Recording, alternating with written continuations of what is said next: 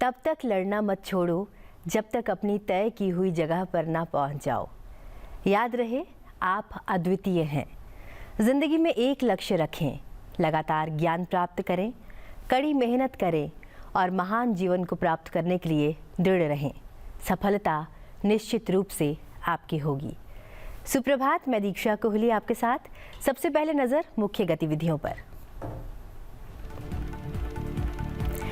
जम्मू कश्मीर विधानसभा चुनाव के दूसरे चरण में 26 सीटों पर शांतिपूर्ण मतदान संपन्न। 54% से अधिक रहा मतदान। कुल 239 उम्मीदवार थे मैदान में। तीसरे चरण का मतदान 1 अक्टूबर को। प्रधानमंत्री नरेंद्र मोदी आज पुणे में मेट्रो ट्रेन को दिखाएंगे हरी झंडी। 22,600 करोड़ रुपए से अधिक की विभिन्न विकास परियोजनाओं का भी करेंगे शुभारंभ। उपराष्ट्रपति जगदीप धनखड़ ने बुधवार को उत्तर प्रदेश अंतर्राष्ट्रीय व्यापार मेला 2024 का किया उद्घाटन। उद्घाटन सत्र को संबोधित करते हुए भारत को बताया दुनिया की सबसे तेज अर्थव्यवस्था के रूप में उभरने वाला देश।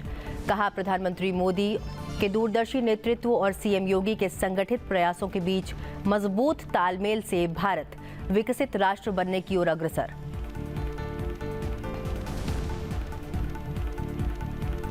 G20 ब्राजील 2024 की विदेश मंत्रियों की दूसरी बैठक में शामिल हुए विदेश मंत्री S Jaishankar. Building a just world and a sustainable planet विषय पर रखे अपने विचार। कहा, संयुक्त राष्ट्र अतीत का कैदी बना हुआ है, अब बनना होगा बदलाव का परिचायक। शतरंज ओलंपियाड विजेता भारतीय पुरुष और महिला शतरंज टीम से मिले भारतीय प्रधानमंत्री नरेंद्र मोदी। दोहरे स्वर्ण पदक जीतने की उल्लेखनीय उपलब्धि के लिए दी दोनों टीमों को बधाई। कहा, दोनों श्रेणियों में स्वर्ण पदक हासिल करके इतिहास रच एक ही टूर्नामेंट में 2 स्वर्ण पदक जीतने वाले चुनिंदा देशों में शामिल हुआ भारत। प्रधानमंत्री नरेंद्र मोदी आज पुणे में मेट्रो ट्रेन को हरी झंडी दिखाएंगे और 22,600 करोड़ रुपए से अधिक की विभिन्न विकास परियोजनाओं का भी शुभारंभ करेंगे। जिला न्यायालय से स्वारगेट तक पुणे मेट्रो खंड का उद्घाटन पुणे मेट्रो रेल परियोजना चरण 1 के पूरा होने का प्रतीक होगा। डिस्ट्रिक्ट कोर्ट से स्वारगेट के बीच अंडरग्राउंड सेक्शन की लागत करीब 1,810 करोड़ रुपए है। वह लगभग 2,950 करोड़ रुपए की लागत से विकसित होने वाले पुणे मेट्रो चरण 1 के स्वारगेट कटराज विस्तार की आधारशिला भी रखेंगे। इसमें कहा गया है कि लगभग 5.46 किलोमीटर का यह दक्षिणी विस्तार मार्केट यार्ड, पद्मावती और कटराज नामक 3 स्टेशनों के साथ पूरी तरह से भूमिगत है। उपराष्ट्रपति जगदीप धनखड़ ने बुधवार को उत्तर प्रदेश अंतर्राष्ट्रीय व्यापार मेला 2024 का उद्घाटन किया। उत्तर प्रदेश अंतर्राष्ट्रीय व्यापार मेला का यह दूसरा संस्करण है। इस मेले का आयोजन 25 से 29 सितंबर 2024 तक किया गया है। उद्घाटन सत्र को संबोधित करते हुए उपराष्ट्रपति ने भारत को दुनिया की सबसे तेज अर्थव्यवस्था के रूप में उभरने वाला देश बताया। उन्होंने इस बात की भी पुष्टि की कि उत्तर प्रदेश को उत्तम प्रदेश बदलने का प्रयास सराहनीय है। साथ ही उन्होंने कहा कि प्रधानमंत्री नरेंद्र मोदी के दूरदर्शी नेतृत्व और सीएम योगी के संगठित प्रयासों के बीच मजबूत तालमेल से भारत वर्ष 2047 तक एक विकसित राष्ट्र बनने की दिशा में तेजी से आगे बढ़ रहा है। Friends, the synergy between Prime Minister of India, his vision, coupled with Honorable Chief Minister of Uttar Pradesh, Yogi's execution, sharp execution, execution which has no accommodation for corruption, no tolerance for inefficiency. This has transformed Uttar Pradesh into Uttam Pradesh. And the sustained efforts of Yogi ji are leading to another milestone development and achievement soothing to the entire nation. Uttar Pradesh is fast becoming Uttam Pradesh of the country. Just look, a decade ago, economy was staggering and mood of the nation was shaky. From every aspect, governance was challenging for the citizen. But what a 360-degree change. Soothingly, last decade is marked with unprecedented transformation, a transformation for the better. Bharat has emerged as the most buoyant economy in the world. It is now a favorite global destination of investment and opportunity. With an ecosystem of hope and possibility, all pervasive in India, undoubtedly we are set to regain our pristine glory. India is now a global happening place, and Uttar Pradesh is bubbling with activity. Activity in every sector, infrastructure, growth, industry, and innovation. उपराष्ट्रपति जगदीप धनखड़ ने राजस्थान के सीकर में पंडित दीनदयाल उपाध्याय शेखावटी विश्वविद्यालय का दौरा किया। इस अवसर पर उन्होंने विश्वविद्यालय में पंडित दीनदयाल उपाध्याय के 108वें जन्म दिवस पर उनकी प्रतिमा का अनावरण किया। उन्होंने पंडित दीनदयाल उपाध्याय के दर्शन और विचारों की प्रासंगिकता की चर्चा की। जरूर मैंने पिछले जन्म में कोई पुण्य किए होंगे कि ज्ञान स्थल में दीनदयाल जी की मूर्ति का अनावरण उनके 108वें अवतरण दिवस पर मेरे हाथों से हो, और जो नई संसद भवन है उसमें जो पहले प्रतिमाएं लगी हुई थी महानुभावों की, उनको हमने एक जगह रखा और उसको नाम दिया प्रेरणा स्थल। उसका उद्घाटन भी मैंने किया। उनके दर्शन और विचार ऐसे रहे और महेश जी की कृपा रही कि मेरे जीवन को प्रभावित किया है। जब एक गोष्ठी में मैं गया तो मेरे पास ऐसी योग्यता नहीं है कि उस स्थान पर मैं दीनदयाल जी के दर्शन चिंतन के बारे में कुछ कह पाऊं। पर एक प्रोफेसर साहिबा भी आई हुई थी। हमने देखा कि दीनदयाल जी के बारे में चर्चा बिना अध्ययन के, बिना गहराई के समझे संभव नहीं है। आपने एक वाक्य में सबका समापन कर दिया कि आपने एक छात्र की तरह बहुत अच्छा भाषण दिया है। आज के दिन यदि अगर आप देखेंगे तो दीनदयाल जी का अध्ययन करते समय ध्यान रखना पड़ेगा वो कितने दूरदर्शी थे। समय बदल रहा है, तकनीकी आ गई है, सोच बदल गया है, पर वो दूरदर्शी थे, विचारक, दार्शनिक और समाज हितकारी थे। क्यों? उनका केंद्र, उनका फोकस व्यक्ति विकास पर था। व्यक्ति को बल मिले, व्यक्ति समाज का एक ऐसा अंग बने कि वो सकारात्मक रूप से अपना सहयोग दे पाए समाज को। और ये सोच आज भारत की राजनीति को प्रभावित कर रहा है। हम मानते हैं कि युद्ध विवादों को निपटाने का तरीका नहीं है। हम नहीं मानते कि युद्ध के मैदान से कोई समाधान निकलने वाला है।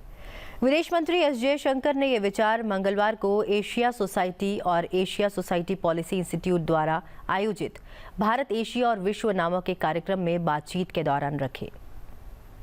Back, it's also a look ahead. But on the war that's going on, we believe that wars are not the way of settling disputes. Two, we don't believe that a solution is going to come from the battlefield. Three, that we think, at some point there will be a negotiation, and such a negotiation has to obviously include the parties. It cannot be a one-sided negotiation. And from those assessments, we have been engaging both the Russian government and the Ukrainian government in Moscow and in Kiev and in other places to see whether, there is something we can do which would hasten the end of the conflict and initiate some kind of serious negotiation between that. This is a kind of exploration that we have been doing. I mean, it's not that we have a peace plan. We are not suggesting anything. We are having these conversations and sharing these conversations with the other side. My sense is both sides appreciate it. So if we look at the last few months, Prime Minister Modi met President Zelensky in June. He met President Putin in July. He met President Zelensky again in August. This month we've had contacts. Our NSA had met President Putin. And yesterday, Prime Minister Modi met Zelensky again. So we think if these conversations are helpful and there's something we can do, and there are not that many countries and that many leaders today who have the ability or the willingness to engage both Moscow and Kiev at the same time, I think we could make a contribution. विदेश मंत्री S Jaishankar G20 Brazil 2024 की विदेश मंत्रियों की दूसरी बैठक में शामिल हुए। विदेश मंत्री ने building a just world and a sustainable planet विषय पर अपने विचार रखे। उन्होंने इस बात पर जोर दिया कि संयुक्त राष्ट्र अतीत का कैदी बना हुआ है। Is the reform of the UN and its subsidiary bodies. The world has evolved into a smart, interconnected and multipolar arena, and its members have increased fourfold since UN's inception. Yet the UN remains a prisoner of the past. As a result, the UN Security Council struggles to fulfill its mandate of maintaining international peace and stability, undermining its effectiveness and credibility. Without reforms, including expansion in both categories of UNSC membership, its lack of effectiveness will only continue. Expansion and proper representation in the permanent category is a particular imperative. Asia, Africa, and Latin America, the global south, cannot continue to be shortchanged. They must be given their legitimate voice. Real change needs to happen and happen fast. The second issue is the reform of the international financial architecture. The Bretton Woods institutions have to now focus on urgent issues dictated by persistent development challenges and pressing climate change. Neither the MDBs nor the orthodox global financial system were designed to handle them. Financing and investment gaps for SDGs, estimated at up to $4 trillion annually, need to be addressed urgently. As key anchors of the global development financing landscape, MDBs must be made more robust, expansive, and effective. Significant strides were made with your collective support during India's G20 presidency in this regard.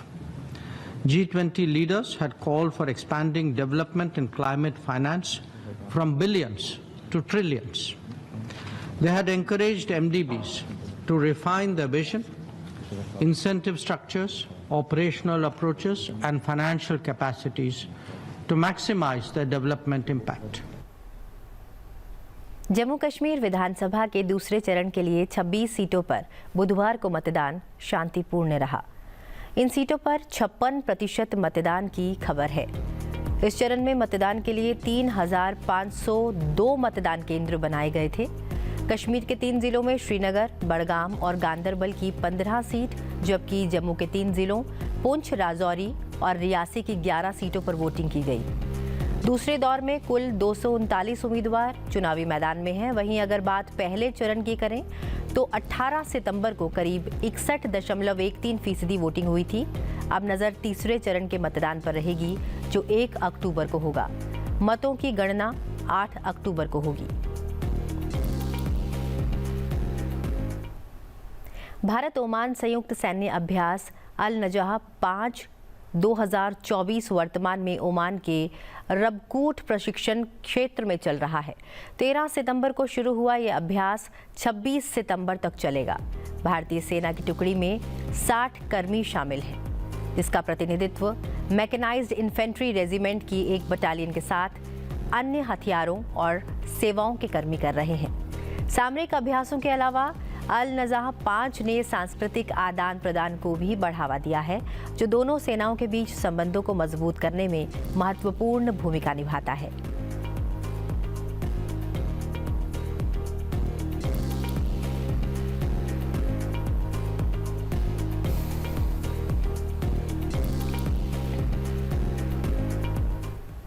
Delhi में एक बार फिर वायु प्रदूषण में बढ़ोतरी दिखी गई है। 112 दिनों के बाद AQI खराब श्रेणी में पहुंच गया है। 3 महीने और 19 दिनों की अवधि के बाद दिल्ली वासियों को बुधवार को एक बार फिर वायु गुणवत्ता में जबरदस्त गिरावट का सामना करना पड़ा। वायु गुणवत्ता सूचकांक AQI 235 दर्ज किया गया, जो खराब श्रेणी में आता है।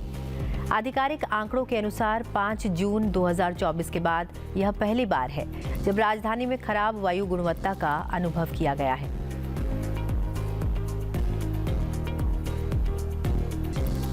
प्रधानमंत्री नरेंद्र मोदी ने बुधवार को अपने आवास पर भारतीय पुरुष और महिला शतरंज टीमों से मुलाकात की और उन्हें अंतर्राष्ट्रीय शतरंज महासंघ शतरंज ओलंपियाड में दोहरी स्वर्ण पदक जीतने की उल्लेखनीय उपलब्धि के लिए बधाई दी। ओलंपियाड के इस संस्करण में भारत की टीमों ने पहली बार पुरुष और महिला दोनों श्रेणियों में स्वर्ण पदक हासिल कर इतिहास रच दिया है। यह उपलब्धि भारत को एक ही टूर्नामेंट में 2 स्वर्ण पदक जीतने वाले कुछ देशों में शामिल करती है।